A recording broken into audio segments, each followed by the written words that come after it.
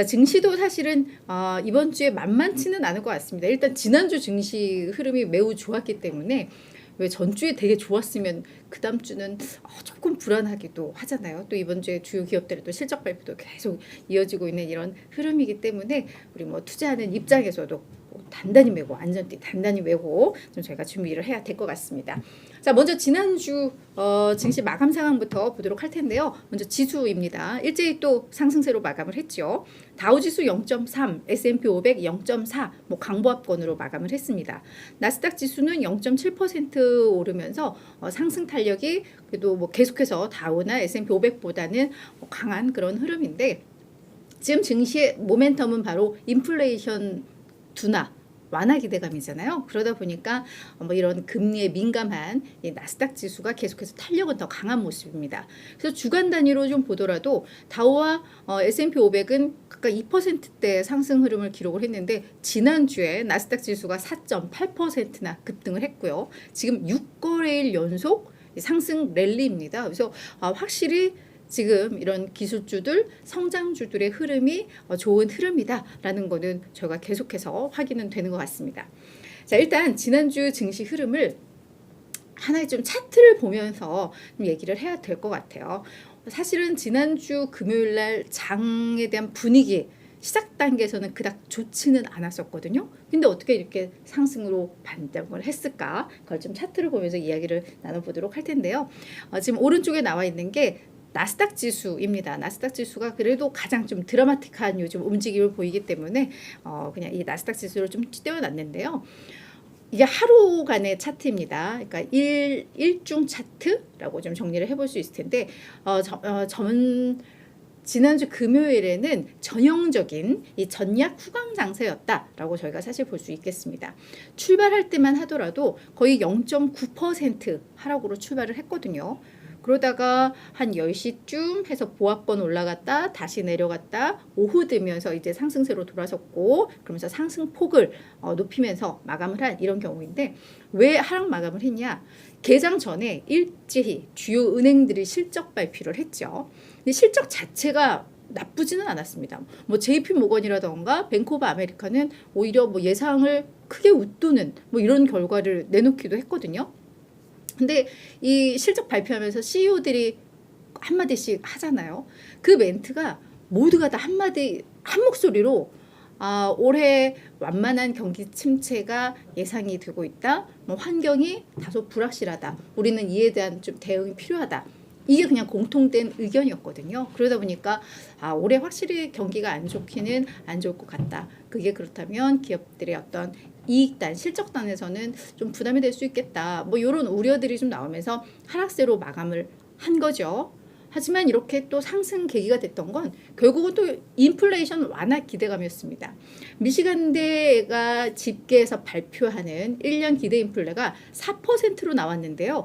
이게 12월에 조사했을 때는 4.4였거든요. 그러니까 지금 3개월 연속 계속해서 낮아지고 있는 그런 흐름이 나오고, 이 4%라는 건 작년 4월에 발표했던 1년 기대 인플레 이후 최저치입니다. 그러다 보니까 우리 그냥 시장 참여자들이 인플레이션이 앞으로 좀 낮아질 거다라고 생각을 하면 이에 맞추어서 또 소비 활동이라던가 경제 활동을 하기 때문에 그게 실제로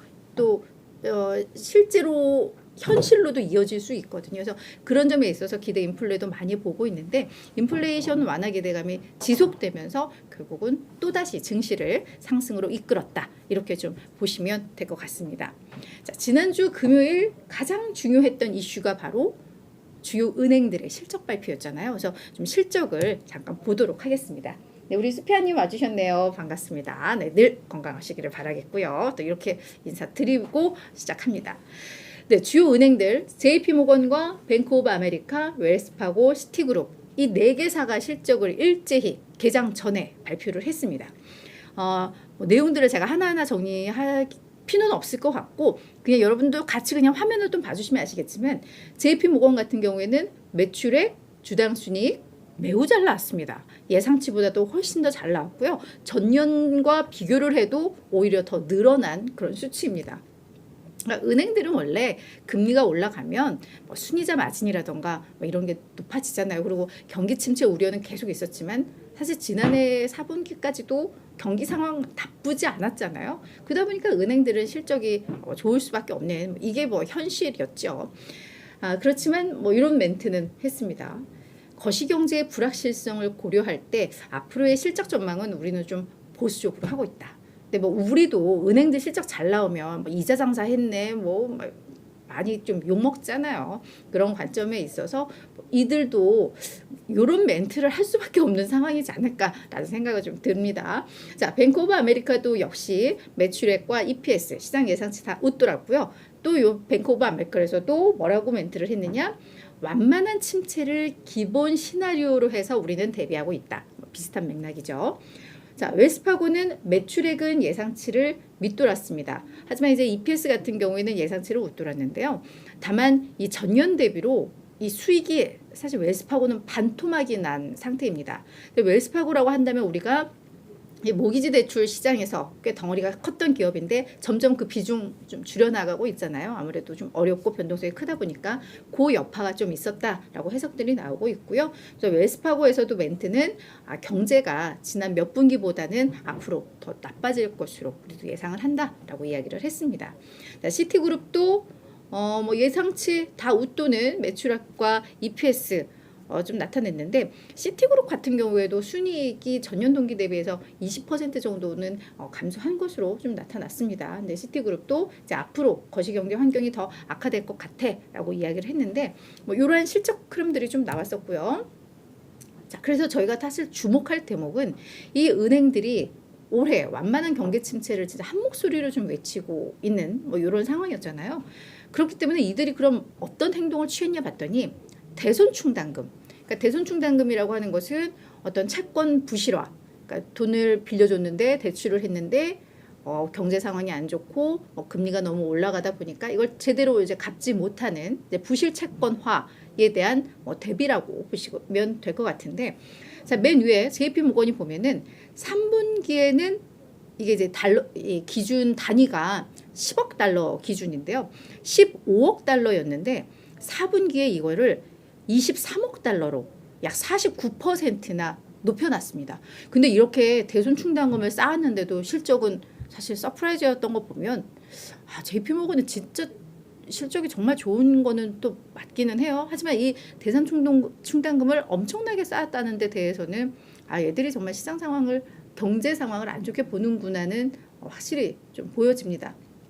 시티그룹 같은 경우에도 지금 3분기 대비해서 약 29% 늘렸고요. 뱅크 오브 아메리카도 22, 웰스파고도 25% 대손 충당금을 많이들 쌓아놨습니다. 좀 대비하고 있다라는 거 확인이 되기 때문에 그래서 이런 점에 있어서 이번 실적 시즌 때 기업들 좀 안 좋을 수도 있고 특히 그 전망치가 안 좋을 수 있겠다라는 우려들이 좀 부각이 되면서 이게 초반에는 투자 심리에는 좀 악영향을 미쳤었다. 하지만 인플레 완화 기대감이 이 모든 걸 소화해낼 수 있었다. 이렇게 정리를 해보면 될 것 같습니다. 네, 월가 이슈는요. 지금 이제 인플레 완화 기대감 계속해서 커지고 있잖아요. 그러니까 이제 월가에서는 계속해서 주장하는 게 연준 이제 금리 인상 멈춰라입니다. 사실 2월에 한번 25bp 올릴 것 같고 3월에 25bp 또 한번 올릴 것 같아. 이게 이제 시장의 전망치고 월가에서는 아니 우린 그보다도 더 올릴 수 있어 라고 이야기는 하고는 있습니다만 근데 실제로 뭐 경제학자들이라던가 월가에서는 이제 됐다. 많이 먹었다 이가 뭐 이런 얘기들 많이 하는 것 같아요. 이거 사투리 그냥 해보지도 않은 사투리를 해서 맞는지 모르겠는데 네, 자 일단 와튼 스쿨의 제레미 시겔 교수가요 12월 우리 CPI 지난주에 봤죠. 인플레이션이 이제 해결된 문제임을 보여준 데이터다 라고 이야기를 하고 있습니다. 그게 지금 증시 랠리 이유기도 하다라고 이야기를 하면서 근데 이제 우리 CPI 보면서 그 중에서도 약간 오게 튀었다, 뭔가 약간 거슬린다 했던 게 이제 임대료가 8% 넘게 상승을 했던 그 점이잖아요. 근데 그 부분에 대해서도 콕 집어서 이야기를 했습니다. 요 CPI에 있는 임대료 지표는 후행성 지표이기 때문에 이거 액면 그대로 봐서는 안 된다. 그래서 실제 지금의 이 주택 데이터를 반영하면 근원 인플레이션도 이미 마이너스 상황이다라고 이야기를 했습니다. 그러면서 요 마지막 멘트는 뭐냐면요. 그 최근에 채권 시장의 강세론자들이 힘을 얻고 있잖아요. 채권 시장의 강세론자라고 한다면 채권 시장은 금리가 막 올라가면은 채권은 약세인 거죠. 이게 금리와 채권 가격은 반대이니까요. 그러니까 이제 강세론자라고 하는 것은 이 금리가 이제 거의 정점을 찍었다고 볼 때, 그러니까 이게 이제 금리가 내려가기 시작하면 채권 가격이 오르는 거니까 이게 이제 강세론자들인 거잖아요. 그래서 그에 대해서 지난번에 연준의 한 인사가 뭐라고 했냐면, 그래 지금 채권 시장 강세에 베팅하면서 채권에 투자하는 투자자들 분명히 연준과의 치킨 게임에서 너희들은 질 것이다라는 이야기를 했는데, 그거에 대해서 제레미 시겔 교수가 이야기를 한 겁니다. 시장은 실제로 무슨 일이 일어날지 연준보다 더 잘 알고 있어. 그래서 채권 시장이 이렇게 강세인 거고 증시가 랠리를 펼치는 거야 라고 이야기를 하고 있는 겁니다. 그래서 이미 물가든 다 잡혔고 연준 그래 니들이 물가 잡는 데 성공했어. 그러니까 이제 경기나 이런 상황을 위해서 금리 인상 이제 중단해야 돼라고 주장을 한 거고요. 여기서 더하는 것은 이제 연준의 실수다라고 계속해서 강조를 하고 있는 상황입니다. 이날 JP모건 자산운용의 데이비드 켈리 수석 글로벌 시장 전략가도 비슷한 이야기를 했습니다. 연준 그래 이미 인플레이션과의 전쟁에서 승리를 했다. 이제 인플레는 잡혔다라고 이야기를 하면서 미국 경제 무너뜨리기 전에 금리 인상 중단해야 한다. 지금까지 경제 그래도 잘 버티고 있고 이런 긴축에도 견고하게 잘 움직이고 있는데 여기서 더 가면 이제 정말 경제 너무 망가진다. 이제 멈춰라 라는 주장들이 계속해서 좀 나오고 있습니다. 그래서 연준에서는 뭐 이런 멘트들을 어떻게 받아들일지 모르겠는데 연준이 요즘 마이웨이기는 합니다만 그래도 이런 이야기들에 사실 완전 자유롭지는 좀 못하겠죠. 그래서 더 많이 경제 지표를 볼 것이고 뭐 그런 점에 있어서는 뭐 이렇게 계속 경고가 나오는 거는 뭐 나쁘지는 않은 그런 상황인 것 같습니다. 자 이제 그러면 이번 주 저희 증시 어떻게 준비를 해야 될지 이번 주 주요 일정들 보도록 할 텐데요. 그러니까 오늘이죠. 16일. 지금은 뭐 미국은 아직 뭐 밤이겠지만 지금은 일요일일 거예요. 미국은 그죠? 그래서 하여튼 16일 월요일장은 미국 증시는 휴장입니다. 마틴 루터 킹 데이로 인해서 휴장이니까 저희 내일 방송은 없습니다. 네, 그래서 이번 주 주요 일정 얘기하다가 저희들의 스케줄을 말씀을 드리고 있네요. 하여튼 마틴 루터 킹 데이로 월요일은 휴장이라는 것 확인 꼭 메모해 놓으시고요. 그다음 17일 화요일 날 우리 금요일 날 실적 발표를 안 했던 또 대형 주요 은행들 골드만삭스와 모건 스탠리가 4분기 실적을 발표를 합니다. 유나이티드 항공도 실적 발표하니까 요즘 항공사들에 대한 이슈 좀 많이 나오니까 좀 볼만할 것 같고요. 18일 수요일 날 경제 지표는 사실 이날 많이 좀 몰려 있는 상황인데 12월 소매 판매, 산업 생산, 생산자 물가 지수 그리고 연준의 베이지북 경제 상황을 알 수 있는 경제 동향 보고서 이렇게 또 나오기는 하는데요.